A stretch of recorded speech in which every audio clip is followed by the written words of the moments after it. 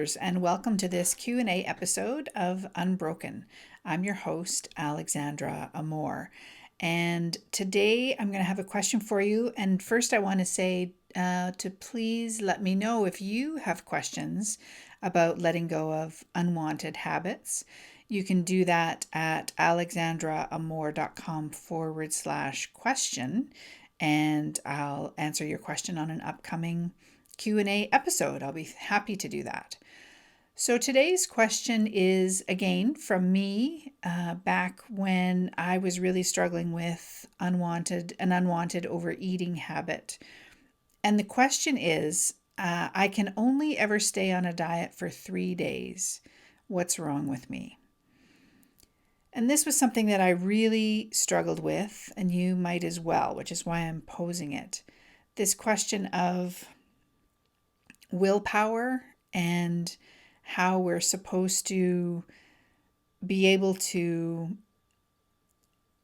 have the kind of willpower that enables us to kind of circumvent, I guess I would say, an overeating habit, get over it, get under it, get around it, something. And we live in a culture that's very willpower oriented, I've noticed. And in the diet and weight loss and letting go of unwanted habits industry, the other thing I noticed was that a lot of places or people that want to support us to let go of an unwanted overeating habit, at least my experience was that what they were doing was sort of giving me alternative ways to have willpower. So what I mean by that is the things that we try, like, for example, counting food points, having a maximum number of points that you're supposed to be eating every day, and then assigning each food a number of points and adding those up, or restricting the kind of food that we eat. So only eating certain things, not eating other things. All those kinds of examples are, to me now, looking back, it looks like ways of bolstering our ability to have willpower, or trying to strengthen our willpower. And in fact, one of the healing your overeating habit programs that I tried was one where it was all around the science of willpower and kind of getting ahead of how much willpower we have every day.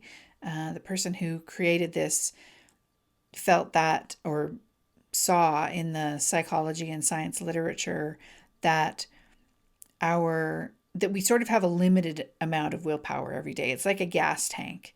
And when we run out, that's when, according to this theory, that's when we fall back on overeating habits. And so the idea was that you did a bunch of stuff to make sure that your willpower tank didn't get that empty.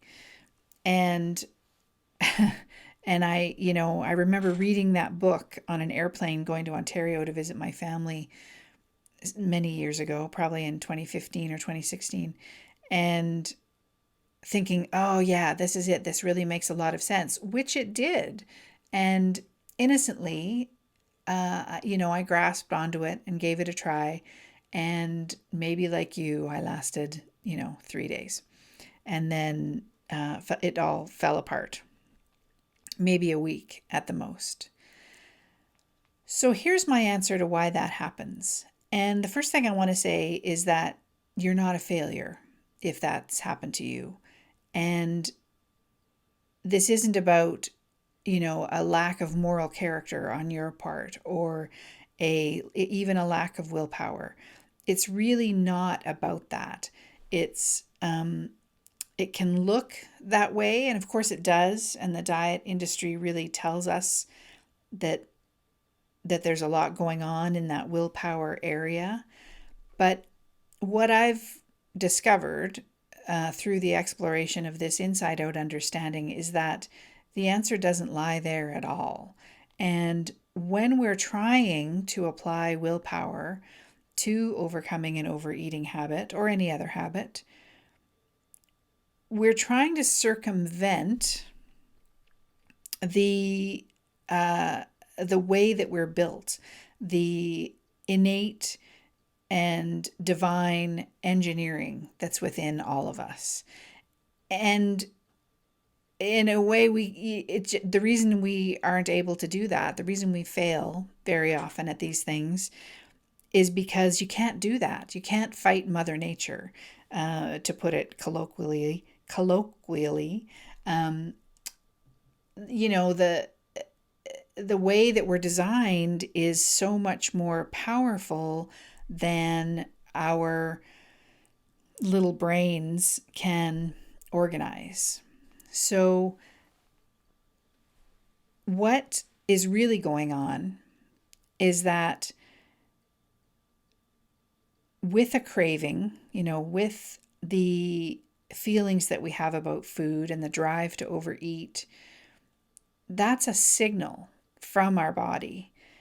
And it's trying to tell us something. It's like the check engine light in a car. I also use the example of a flagger on a road. It's not something you want to ignore. And what I teach is that when we look in that direction, when we see the wisdom of that signal, it's really just a signal. That's what cravings are from our divine engineering. That's when the need for the check engine light or the flagger on the road goes away. But when we try to circumvent that with willpower, with increasing our willpower, and as I said, get around or over or under our natural desires to overeat,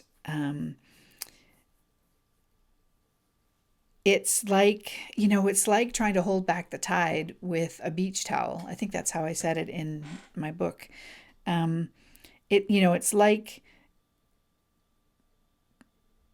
trying to stop a storm, a big rainstorm or a snowstorm, just with wishful thinking. It's, as we found out, as I definitely have found out, it's just not possible.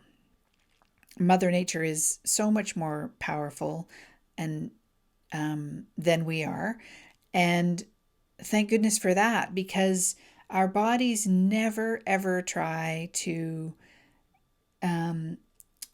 or they never give up on us. Our bodies never stop sending us those signals. And there's a funny episode of, or a running joke on the TV show Big Bang Theory. And on it, the neighbor Penny, if you've seen the show, it's an American sitcom. Every once in a while, she has to take someone in her car, which is kind of an old beater because she doesn't have a lot of money.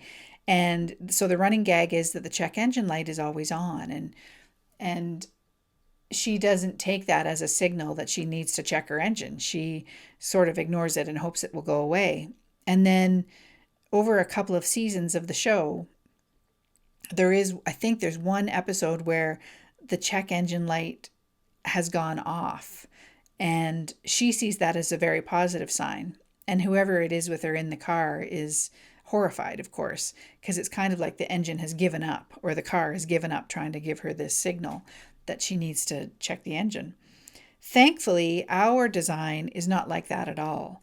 And seeing how persistent cravings are and how they will not let us get around them with willpower and planning and all those things that we try to do to control our cravings, is actually a really positive sign. It shows us that our nature, I was going to say biological nature, maybe that's the right phrase, the way that we're built is trying to work with us.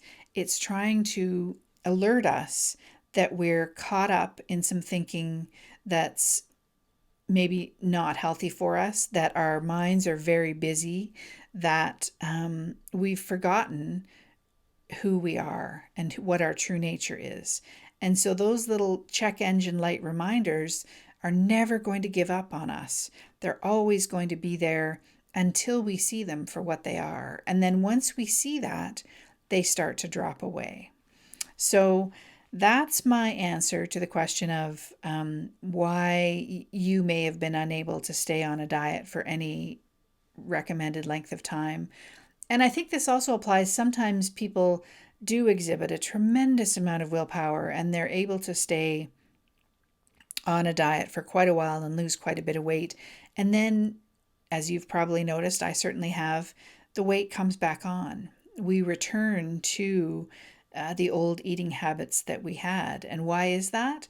That's because the our true nature still wants us to see what's really going on.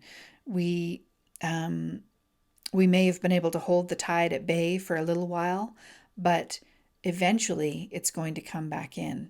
And this is also why habit switching happens. So somebody may be able to stop drinking, let's say, but they pick up a different habit of maybe smoking or eating too much. So that's the answer to that question for today. I hope that's been helpful for you.